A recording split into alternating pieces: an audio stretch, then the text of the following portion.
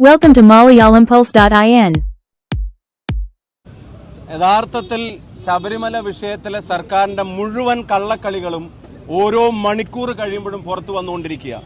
ഇനി അടിയന്തരമായി ഗവൺമെന്റ് ചെയ്യേണ്ടത് ദേവസ്വം മന്ത്രി സ്ഥാനത്ത് നിന്നും ദേവസ്വം ബോർഡിന്റെ പ്രസിഡന്റ് സ്ഥാനത്ത് നിന്നും ഇപ്പോ നിലവിലുള്ള ആളുകളെ നീക്കം ചെയ്യാൻ തയ്യാറാവണം. അതും കൂടെ നീക്കം ചെയ്താൽ അവരുടെ കൂടെ അസാന്നിധ്യത്തിൽ നടക്കുന്ന അന്വേഷണത്തിൽ കൂടുതൽ കാര്യങ്ങൾ വെളിപ്പെടും. ഇപ്പൊ ഒരു കാര്യം, ഇതൊരു സർക്കാർ സ്പോൺസേഡ് തട്ടിപ്പാണ് എന്ന് വിശ്വസിക്കാൻ മാത്രം കാരണങ്ങൾ ഈ നാട്ടിലെ ജനങ്ങൾക്ക് കിട്ടിയിട്ടുണ്ട്. വലിയ വഞ്ചനയാണ് ശബരിമലയോടും അയ്യപ്പനോടും വിശ്വാസികളോടും ഈ ഗവൺമെന്റ് കാണിച്ചത്.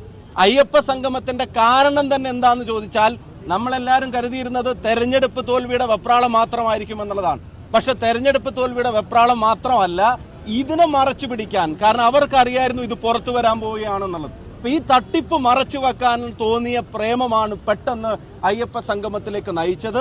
പക്ഷെ അതുകൊണ്ട് മറച്ചു വെക്കാവുന്ന ഒരു തട്ടിപ്പല്ല ഉണ്ടായിട്ടുള്ളത്. കോടിക്കണക്കിന് രൂപയുടെ മുതലാണ്, അയ്യപ്പന്റെ സ്വത്താണ് ഇവിടെ മോഷ്ടിക്കപ്പെട്ടിട്ടുള്ളത്. അപ്പൊ അതിന് കൂട്ടുനിന്നത് ആരാണ്?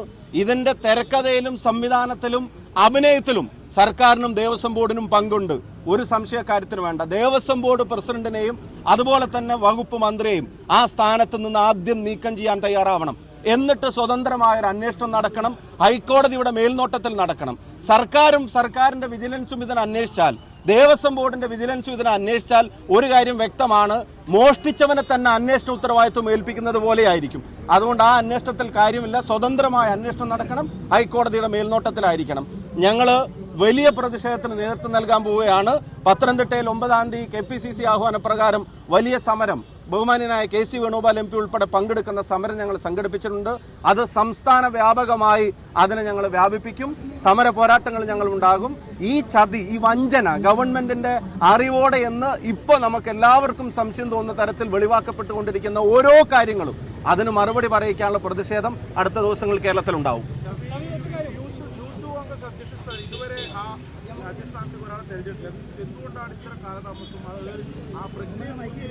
അത് ഈ ഇപ്പൊ അധ്യക്ഷ സ്ഥാനത്ത് വരുന്ന ഒഴിവ് ഓർഗനൈസേഷന്റെ ഒരു സ്കെഡ്യൂളിലോ നേരത്തെ പ്രതീക്ഷിച്ച ഒരു സമയത്തോ അല്ല, അപ്രതീക്ഷിതമായിട്ടുണ്ടായ ഒരു ഒഴിവാണ്.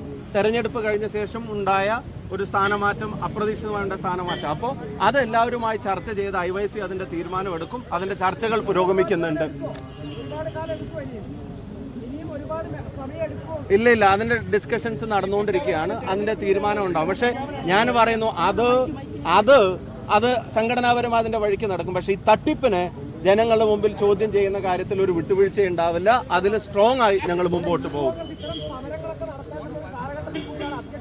തങ്ങളുടെ ശ്രദ്ധയിൽപ്പെടാഞ്ഞിട്ടാണ് യൂത്ത് കോൺഗ്രസ് സമരം ഇന്നലെ ഉണ്ടായിരുന്നു, ഇന്ന് അതിന്റെ വാർത്തയുണ്ട്. യൂത്ത് കോൺഗ്രസ് സമരം ഇനിയും ഉണ്ടാവും. യൂത്ത് കോൺഗ്രസിന്റെ ആക്ടിവിറ്റീസിന് ആരും പോസും ഫുൾ സ്റ്റോപ്പ് ഇട്ടിട്ടില്ല. അതിന്റെ സമരം നടക്കും.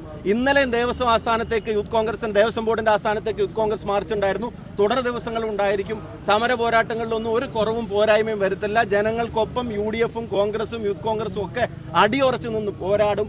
ഈ തട്ടിപ്പ് അന്വേഷണത്തിന്റെ സത്യങ്ങൾ പുറത്തു വരില്ല.